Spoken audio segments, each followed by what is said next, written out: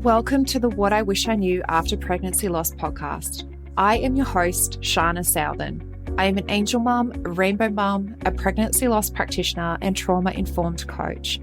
I created the Institute of Healing Through Pregnancy Loss out of my own experience with loss in the hopes to provide understanding and healing, educating people on pregnancy loss, and creating more women or men in trained support roles. In this podcast, I hope to shed light on what I wish I knew in relation to pregnancy loss, opening up the conversation, breaking the stigma, and bringing real-life stories plus guest experts. Thank you for being here with me today, and let's dive into today's episode.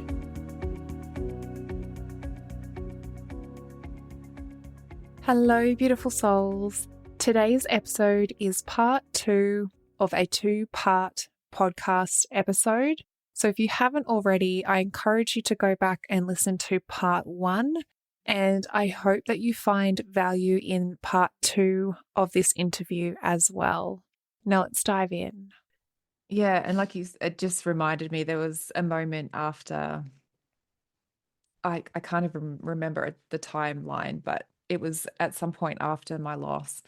And my mum said to me, I wasn't standing straight. So my shoulders were curled in and I was always sighing. I was always like gasping for air. And she told me, it looks like your shoulders are curling in and protecting your heart. And I was actually doing a little bit of work with, whether I was just reading or I was doing a lot of nervous system work with Stephen Porges, and there was another sort of side program I ended up going into, and I can't even remember what it was called now. But it was an actual physiological response to trauma where your shoulders curl in, but it actually restricts then your lungs, and it really diminishes the amount of oxygen that you can get through your system and then through into your brain. So there was this like knock-on effect that was actually happening. And then you get moments of I can't think clearly, like you have all of this stuff happening, and then you're like, I can't make decisions for myself. I can't think, I can't do life. Yeah. And it was all stemming from the position that my body had gone into because of the trauma that I was holding, and I didn't know that I was holding it. Exactly. Like you said, and it disrupts the breath. The breath, ladies, is so powerful. I could go on and on about breath, but just so what I call that, you're in an inhaled state. So your body we're in fight, flight, freeze, right? Our body goes into that survival, that it starts coming inward, shoulders start coming forward, and we get into that survival state where we only want oxygen. Like we just, breaths become shallower, more breaths per minute.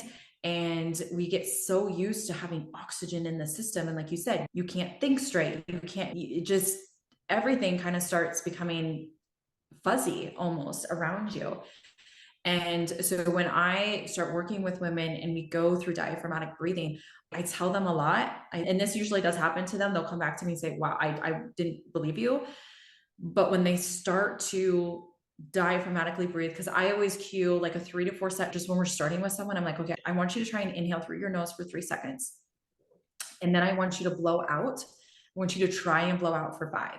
And usually that's pretty difficult for women to do, because we become so accustomed to that oxygen being in our system that our CO2 tolerance becomes so low.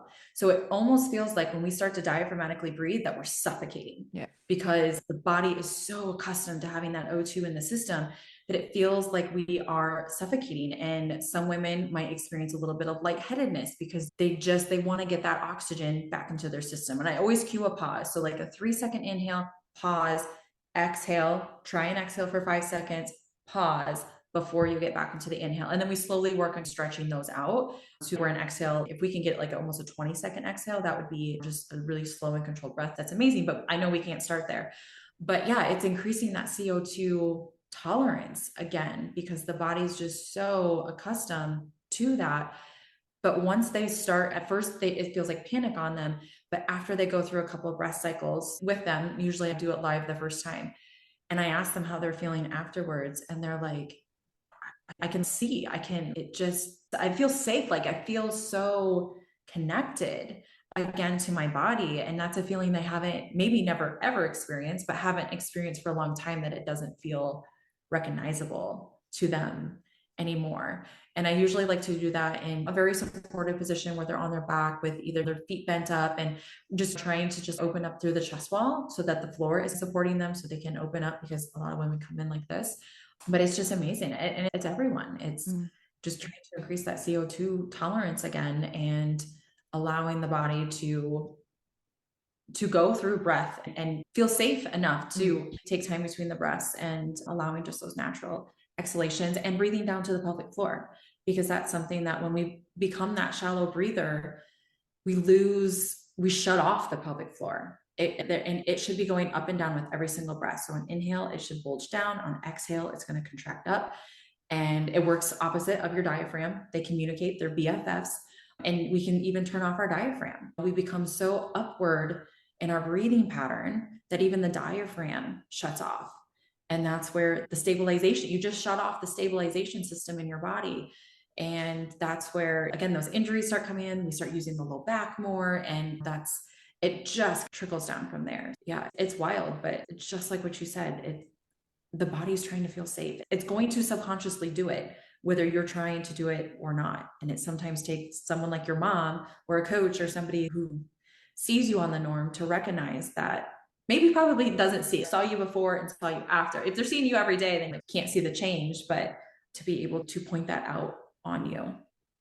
Yeah. And it, like you just said, you can switch your diaphragm off. And I feel like I did. I feel like I was doing a lot of breathing, like breath work at the time, and they were saying to breathe and feel your belly rise. And I was like, I can't feel my belly rise. What is happening? I'm not breathing right. No. I was, like you said, you like I was breathing and my shoulders were rising. Breathe, yeah, like you can watch like what is that? The sternomastoid, yeah, I think like, right there. You can do that. Yeah. It's almost like when you're watching your child for RSV, when they say, are they breathing with it's almost like it's like an inverse breathing pattern, actually. Like you actually see the stomach come in on inhale, and exhale, it goes out, when it should belly open, get big on inhale, and exhale, come in. So you create like a vacuum effect within your core, because the lungs are trying to fill, but since they're not filling down, they fill up, and they use a lot of neck and shoulder upper trap to pull air in, instead of the diaphragm, which is the actual vacuum pulling the air into the system. Yeah. So it wasn't until I noticed like why I felt like I was gasping for air all the time. And my mum was always asking me, what's wrong? And I was like, no, I'm just breathing. Like, why are you asking me what's wrong all the time? But I wasn't just breathing. Like my body had started to shift itself into a state where it could work, it could function, it could feel safe. Yeah, but it isn't going to fail. It's not going to let you fail. It's got too much pride.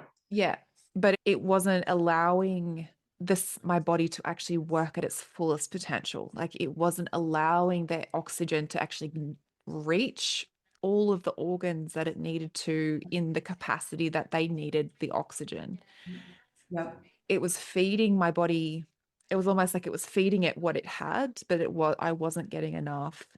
So it was really interesting. And when I started to obviously do my work with trauma and understanding how my body had actually gone into that position, opening up my shoulders and opening it up, it hurt. And I was like, I'd been in that position for such a long period of time.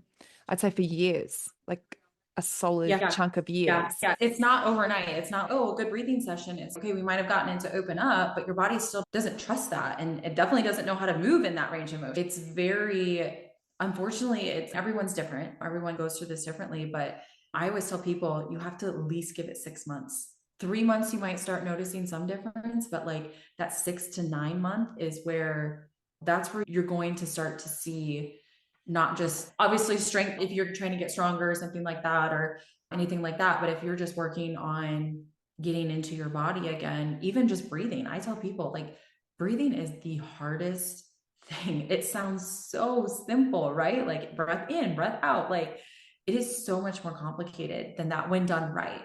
And we're reteaching something that we probably came into our trauma with poor breathing mechanics because of maybe when we were in high school, we wore our clothes too tight and we always were sucking our stomach in, or we were an athlete, and whether that be like gymnastics and running and just thinking more, I gotta be skinny. So you come into it predisposed, and then you put trauma on top of it.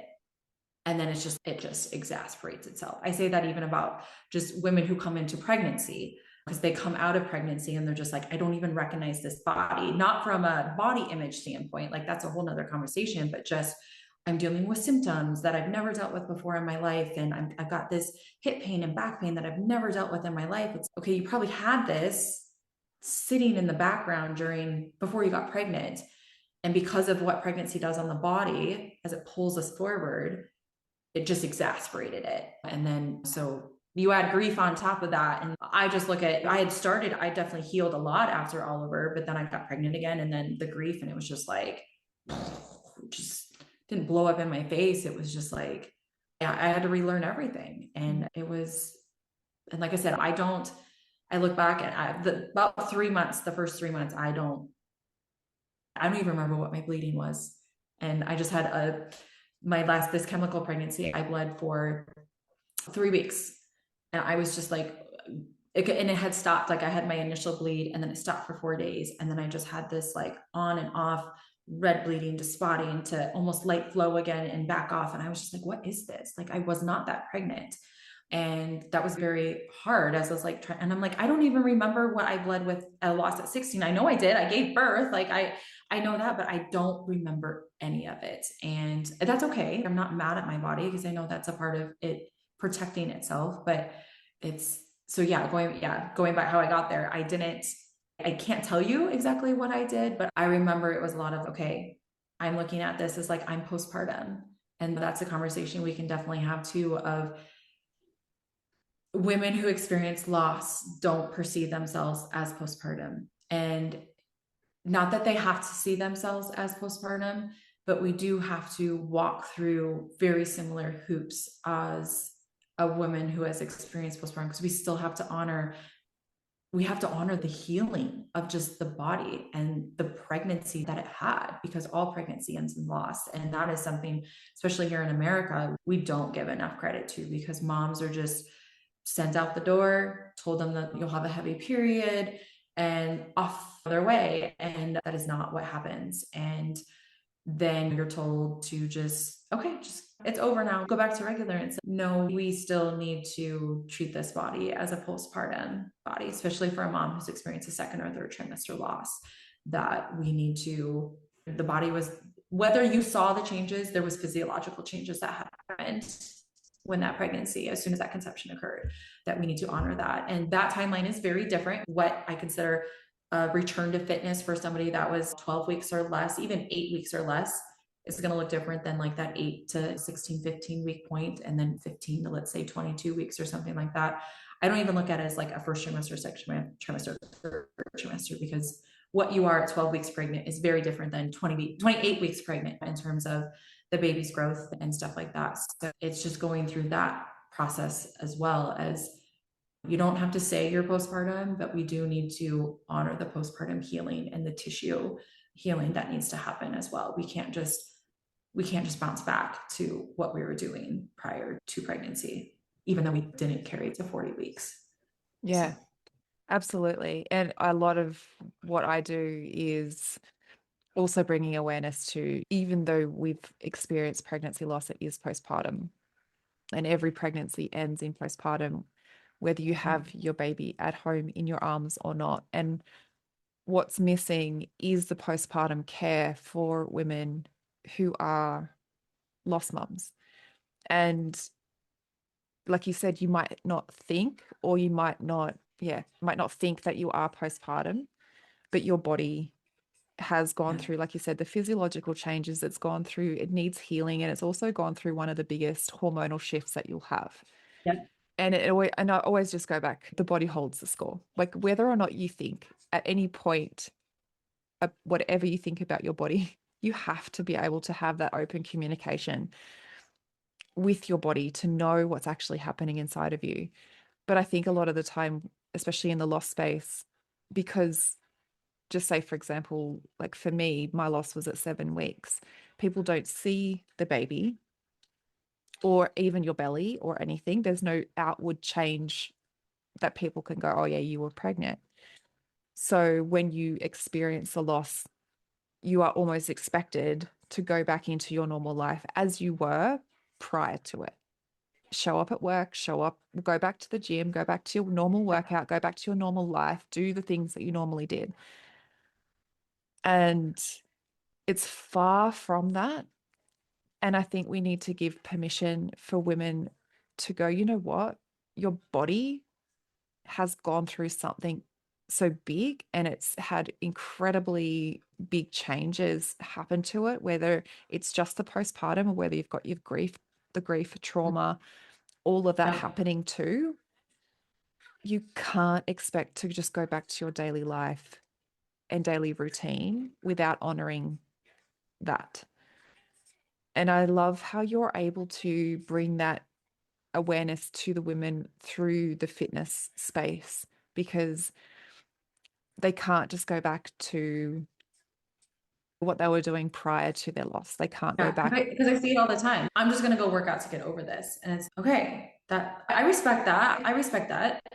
But is it your only way that you're coping with this? That's usually my first question. Is this the only way that you're coping with your struggle or your anger? Because I very much view infertility as grief. That was a big thing for me. And I even said it. I said, I feel like I'm grieving a child I've never met, because it's different when you see the positive, it's just different visions, but I just feel like I was always just grieving a child I never met yet. But is this the only thing that you're doing? What else are you doing to try and support your grief and your loss? But going back to just get over it. Okay, but going way back to our first conversation, are you giving your body the permission to move through the grief and trauma with this movement session? Are you walking into this saying, I'm willing to let whatever comes out of this movement session to come up and out of me, to just, however it is, I'm just going to let it be raw. I'm going to let myself be vulnerable. Or are you going into it saying, no, like your ego is almost talking like this, I'm going into this to shove this down because I need to feel numb. I think just pausing before that movement session and asking yourself, why am I doing this? What is the greater reason? And I think just giving that awareness, I think hopefully people will recognize like that switch that needs to happen of, oh, I am going into this to be numb or to not feel anything. I often ask myself that question when I'm getting on my phone to scroll social media. It's okay, stop. Why are you doing this? Are you doing this because you're overwhelmed and angry and you just need an escape? And it's not that there's anything wrong with that, but just recognizing that's why I'm doing it, not just to get on it for just like mindless escape, next thing, whatever. But so I think just like recognizing that before you move into a movement session and just giving some awareness. I think when we're looking at the healing of like trauma and grief, it's where are the pauses in the cycle to check in with yourself, because that's really what it is. It's sitting with, okay, what is driving me to move? Am I so upset because I got another negative pregnancy test? Or am I so upset because I saw Sally Sue was expecting and our babies would have been born at the same time or a week apart or something like that. And I'm so angry and mad. And just what is the driving factor for this movement session that you're going into? Not because it's Tuesday at 8:00 and that's when you work out, but typically it's something triggered you to, okay, I'm going to do this because I'm going to feel better when I'm done. But what is that? Like, why are you doing it? And are you going into this being open to allowing that feeling to actually come out of you, to sit with it? Nobody likes to sit with yucky feelings, but we have to. I think that's really powerful it's almost like you're going into it intentionally. So it's not just going in and thinking I'm just showing up for another session because maybe I do want to forget about what happened. Maybe I do want to just get back to normal because I'm in pain and I'm hurting. And I just want to feel like I'm my normal self, like I was before the loss. But just to pause and ask yourself, like, what is the real intention behind it? Not like there's, like you said, there's no right or wrong, but just know the reason. What is the reason that you're showing up to do that thing?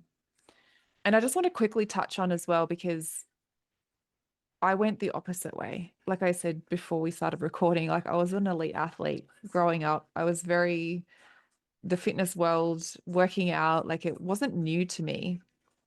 And when I was pregnant, I went for a walk, which then became a really hot day. And after that walk, I ended up miscarrying. So then I had this real traumatic attachment to working out, to being able to do the thing. Like obviously it is healthy to still be able to do these things. Even in subsequent pregnancies, it's still healthy to be able to move through them, but just in a way that is going to be supportive and nourishing to your body and the pregnancy.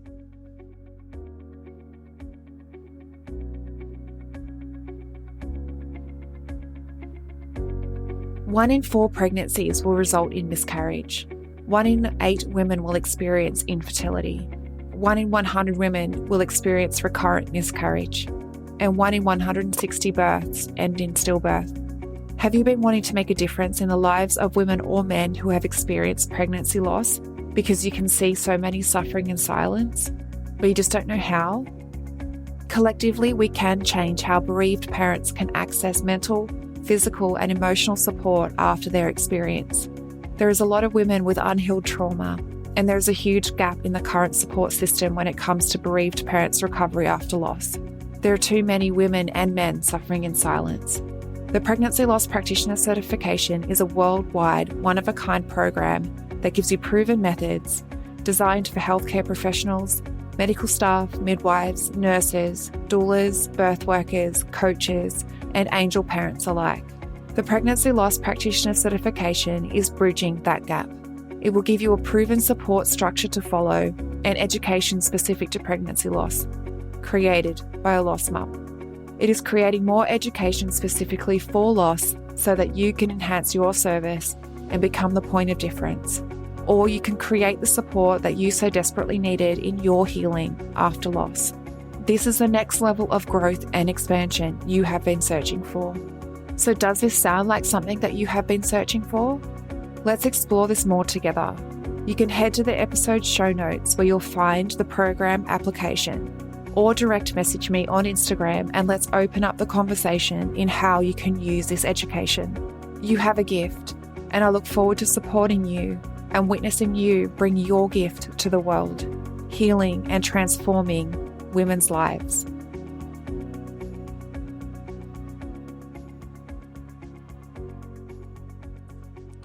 But I had completely shut down. I didn't want to. I replayed over that day and I was sure that's what caused my miscarriage. So then I took that with me moving forward. Yep. And I had to create a new relationship again with being able to go for a walk, being able to do a workout, because it is, like I said, it's still healthy to be able to do that. And I love that you're able to help design these sessions or help women design these sessions for them in a way that is going to support their body. Did you want to share a little bit about that element of it? Working out, like pregnancy after loss type working out. Yeah. So first of all, you're not alone. I can't tell you the number of women that I've either read about or encountered where they become pregnant again after experiencing loss, and they're almost like you said, you were debilitated to the point where you almost couldn't move because you were so scared. You were scared that you were going to harm your baby. There's that side of it too, but there's also the women that, like you, felt like your loss was attributed to the movement that you did.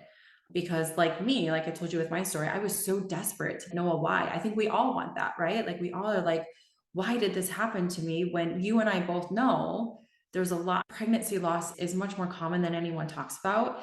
And it's not anything that anyone did wrong. Like there's a lot of reasons why loss happens, unfortunately, but a lot of things that are completely out of people's control. But yet we're still so cause and effect. So for some women, it's like you went on this hot walk and a few days later you experience your loss. For some women, they are like jumping or squatting or something like that, and blood comes out of them like in that moment. So they think in that moment, I just killed my baby, is that thought process that goes to their brain. If I wouldn't have done that, this baby would have been alive. Again, cause effect.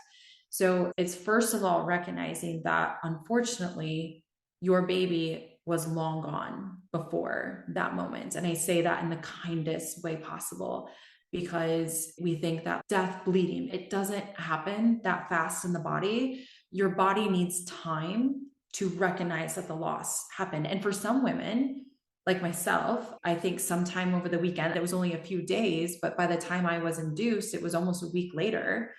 My induction took a very long time, and I was very fearful of a D&C. I remember crying to the nurse as I was getting I don't know what dose of Cytotec I was on, and there was nothing changing in my body. Like at one point they went and checked it and the Cytotec was still there. Like my body wasn't even absorbing it whatsoever. And she was like, honey, your body just doesn't want to let go. It doesn't want to recognize that this loss had happened. And I even look at that experience with Gabriel, and I look at the chemical pregnancy that I experienced, and I feel like a very similar thing happened, because it took 10 days for my body to start bleeding. And I had low levels, very low levels. I've been in this long enough to know that those levels are not high enough to like sustain anything. Like the bleeding should have happened within a few days. But my body just, when it experiences pregnancy, it wants to hold on to that for as long as it can. So it's recognizing that for some women, the movement might have been enough to shift something, where that's where the little bit of blood came out, as the body is now starting to recognize that the loss has happened. But it wasn't in that moment because you squatted that you cut off the circulation to your baby. And so there's that side of it. So when it comes to we're pregnant again, maybe we've experienced a loss or losses, and we come into it with those perceived like traumas. And as you and I were talking before we pressed record, just even here in America, just the care, or not care, the advice that is given to women around exercise during pregnancy, very outdated. The stuff that is being said is over 50 years old, in terms of don't get your heart rate above a certain beat per minute. You shouldn't squat. You shouldn't lift more than 20 pounds. Like these very constrictive stuff. And if you come from IVF, it's even more constrictive. Don't have intercourse. You should have pelvic rest. It's so you become paralyzed, because you're like, oh my gosh, how am I going to go to the bathroom? Just these very simple things that we just would walk up the stairs and not even think about what our heart rate was. And now we're like gasping for air, and we're like, oh my gosh, am I not getting enough oxygen to the baby? It's first of all coming into this space knowing, one, there is no research, none whatsoever, that supports the correlation between exercise and causing loss. In fact, there is hundreds, if not thousands, of articles supporting the benefits of exercise and a healthy pregnancy. Not just pregnancy, but research is starting to show better health outcomes for the baby, not only at birth, but years into this child's life. So your movement isn't just impacting the pregnancy and probably your birth and the baby, but years. So it's like generational impact. But sometimes that's not enough, right? There's still this, my doctor says this, and I experience this. And so then it's coming into it of recognizing that what is safe and appropriate for pregnancy might not feel safe to you. And that is it's a massive gray area, because what feels safe for Sally might not feel safe for Susie. And what that is very much dependent on your own experiences and, how you view fitness. And that's where working with a coach that can help you navigate both worlds, that sees both worlds, that recognizes, okay, this is where these are the adaptations that we want to start to make during your workouts when you're pregnant, because no, you should not continue what you were always doing. And no, you shouldn't just walk. Like we should. Strength training is amazingly beneficial to help us.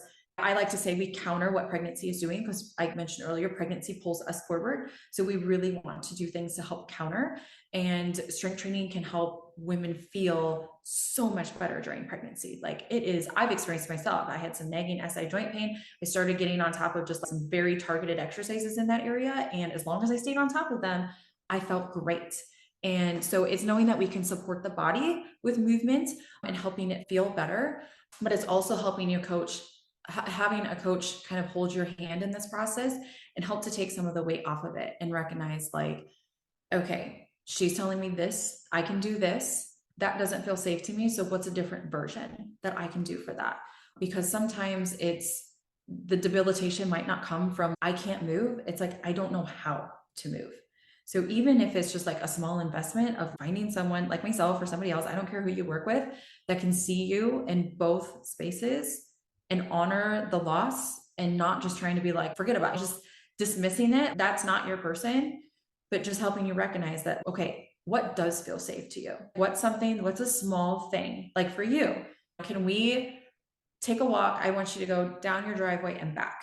Okay, how did that make you feel in that moment? And then it's adding on another layer. Okay, can you walk around your block today?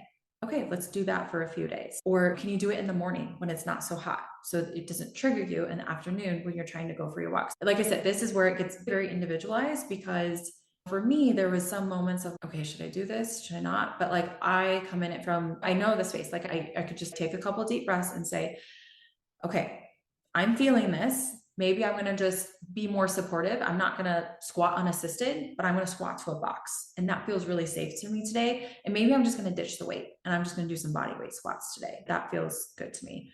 And I know some coaches that they don't do any, and not doing anything is okay too. So I think it's recognizing that if that's what feels safe to you, be okay with that.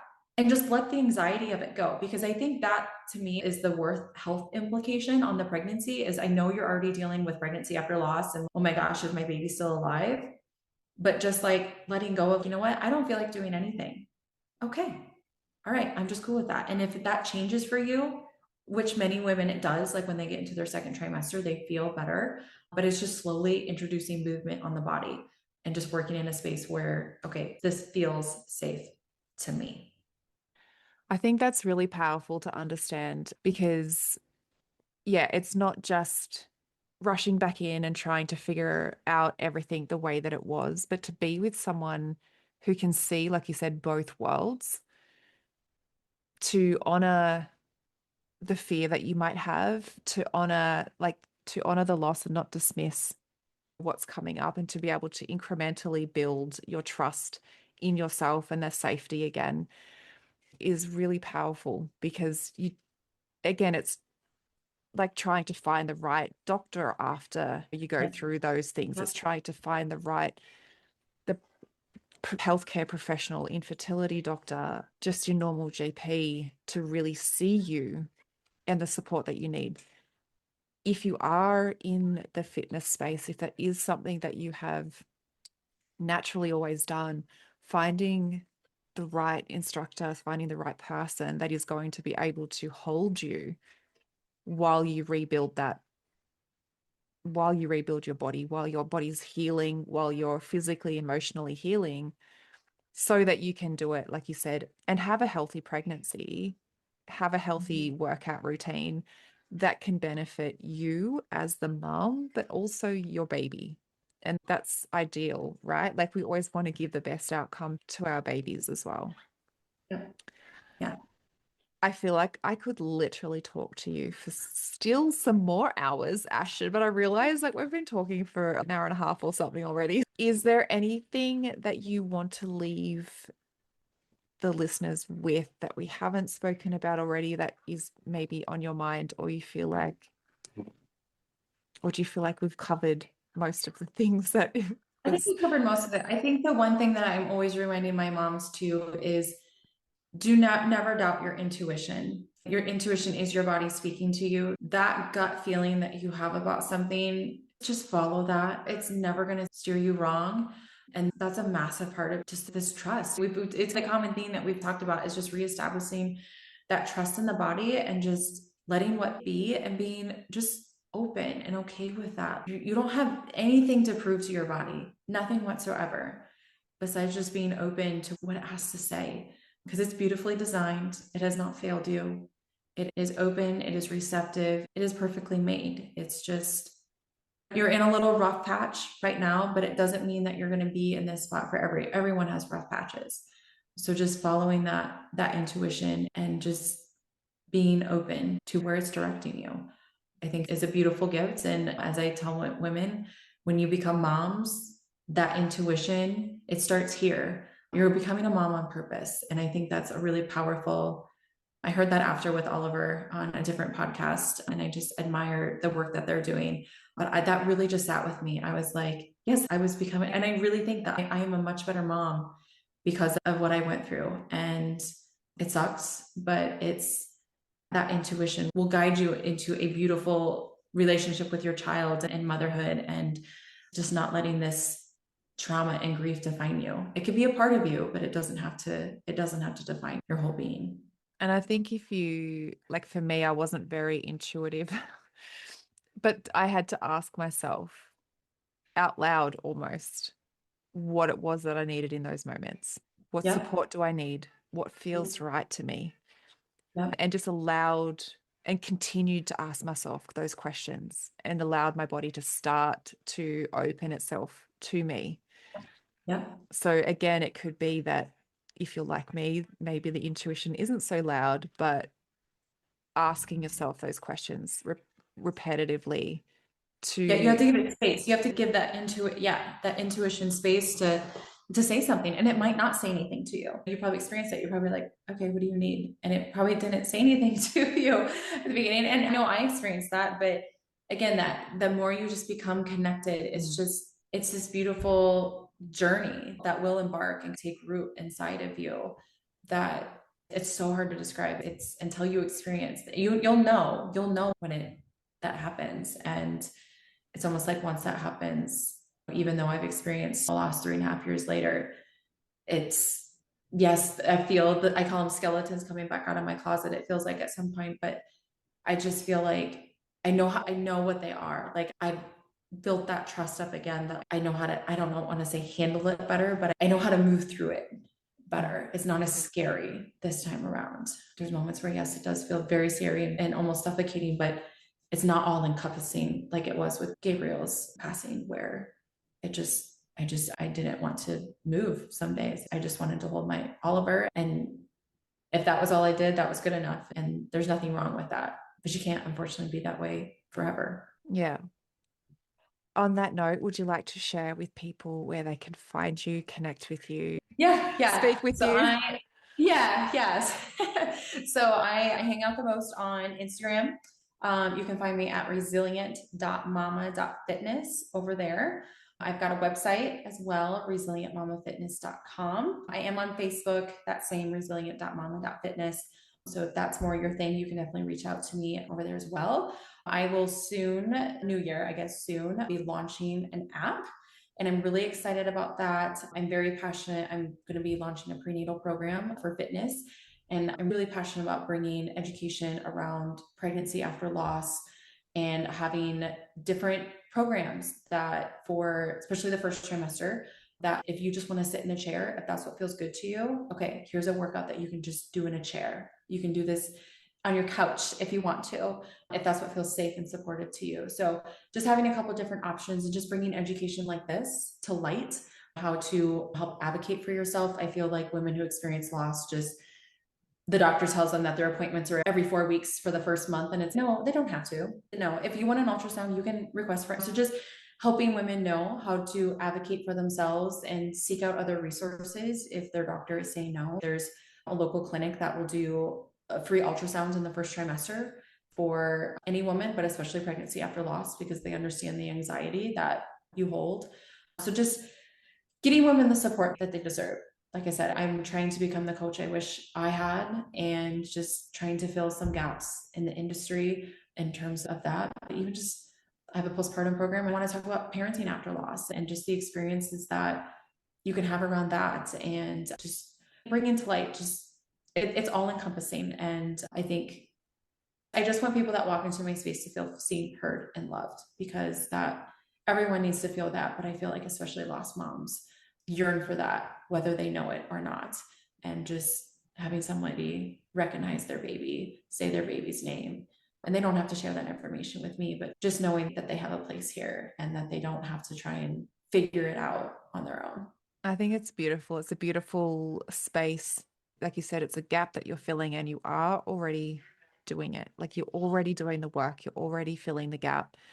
And the new programs that you're going to be bringing is going to be just adding at that different layer of support that women need.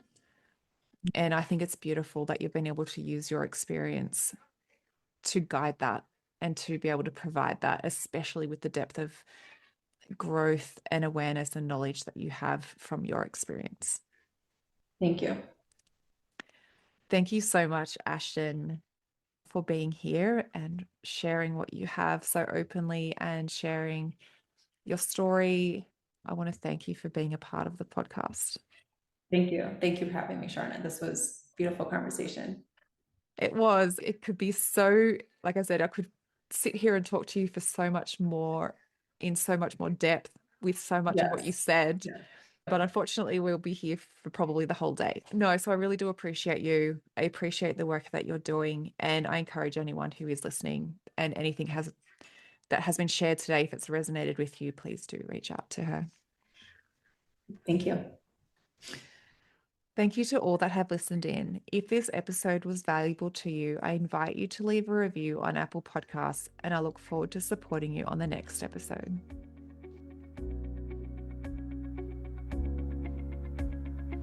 Thank you for listening in with me today. I hope you found this episode helpful. If you did, I would absolutely love to hear from you. Take a screenshot of this episode, share it to social media, and tag me at Institute of Healing_PL. I love seeing what is resonating with you right now. If you want to chat further, I invite you to connect with me through Instagram. Head over and follow my Instagram account, send me a DM, and let's open the communication. If you want to know more about how you can be the support for others, head to the show notes and fill out the application form for the Pregnancy Loss Practitioner certification. I want to also note here that what I share within the episodes is not medical advice. If you need further support, please consult your doctor.